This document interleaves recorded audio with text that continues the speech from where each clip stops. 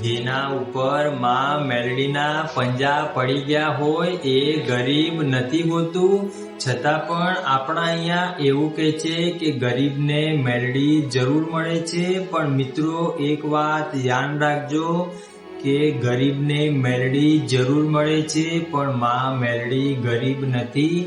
જો કોઈ કુવાસી દીકરી રડતી હોય તો માં મેલડીનું કાળજું કપાઈ જાય। જય માતાજી મિત્રો, હર હર મહાદેવ। હું યોગેશ મહારાજ। આજે આપણે થોડું ધ્યાનથી અને ભાર દઈને સમજીએ કે જો આપણા ઘરના અંદર જો સંતાન નથી તો કેટલાક લોકોના મેણાટોણા સાંભળીને મારી વાલી બહેનોને કેટલું પણ સહન કરવું પડ્યું છે। ન જાણે કેવા કેવા શબ્દોનો લોકો પ્રયોગ કરે છે કે આ તો વાંજણી છે, આના તો શકન પણ ના લેવાય। અને જ્યારે એ દીકરી રડતી હોય ત્યારે માં મેલડીનું કાળજું કપાઈ જાય છે।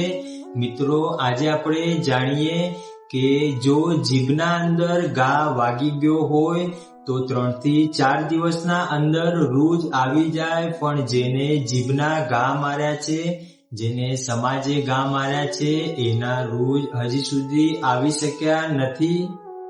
તો મિત્રો આપણે જાણીએ કે જો ખરેખર કોઈને સંતાન નથી અને એની વેદના જો તમને ખબર હોય તો આપણે એને અશબ્દ ના બોલવો જોઈએ, ખરાબ વાણીનો પ્રયોગ કરીને એમનું મન ના દુભાવવું જોઈએ। આ આપણા ખરાબ સંસ્કાર કહેવાય છે। હવે આપણે જાણીએ કે આનો ઉપાય શું કરવો જોઈએ। તો મિત્રો હું તમામ બહેનોને એક હાથ જોડીને નમ્ર વિનંતી કરું છું। આ તો મારે જે કહેવા જેવું લાગ્યું એ હું જરૂર જણાવીશ।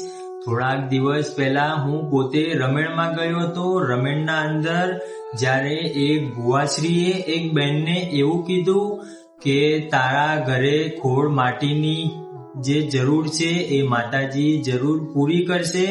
ત્યારે એ બેને રડતા મોઢે એવું કીધું કે માતાજી મેં 500 જેટલા ભુવાજી પાસે ગયા, દોરા ધાગા વારણ ટોરણ બધું જ કર્યું, છતાં પણ મારા ઘરના અંદર આ જે શેર માટીની ખોટ છે એ હજી સુધી એવી ના એવી જ છે। મિત્રો વાત કહેતા વાર લાગશે, માં મેલડીનું બોલવું અને ચમત્કાર થવો એ માતાજીએ જ્યારે સાનિધ્યના અંદર કીધું કે આજથી ટૂંક જ સમયના અંદર તારું સારું થઈ જશે, તું માતાજી ઉપર વિશ્વાસ રાખજે। ત્યારે એ બેને ત્યાં તો તરતના તરત રાજીના રેડ થઈ ગયા, પણ થોડા સમય પછી એમને જ્યારે બીજી વખત અમે જોયા, મેં મારા આંખે જોયા, ત્યારે મને ખબર પડી એમના મોઢેથી હજી સુધી એવી જ વાત નીકળતી હતી કે શું ખરેખર એ ભુવાજી બોલ્યા એ મારું કામ થશે કે નહીં થાય। જો તમને શંકા થતી હોય કે ખરેખર માતાજી ભગવાન હોય કે ના હોય તો યાદ રાખજો, આ જીવન દુઃખીના દુઃખી થઈને મૃત્યુ પામશો, છતાં પણ આપણે સુખનું અનુભવ નહીં કરી શકીએ।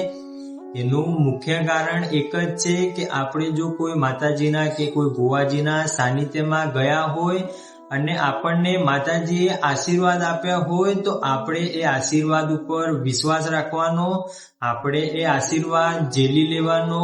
2 બહેનપણી હોય, બંને બહેનપણી એક જ સાનિધ્યમાં જતી હોય, જો એકને 30 વર્ષથી દીકરો ના આવ્યો હોય તો માં મેલડીના આશીર્વાદથી 3 દીકરાનો જન્મ થાય છે।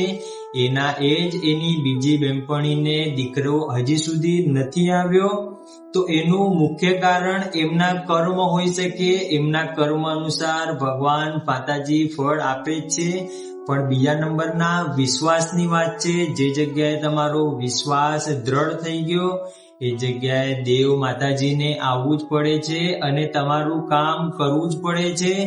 જો તમે અમારી ચેનલમાં નવા હોય તો ચેનલને સબસ્ક્રાઇબ કરી વિડીયોને લાઈક કરવાનું ના ભૂલતા। ત્યાં સુધી જય માતાજી મિત્રો, રાજી રહેજો।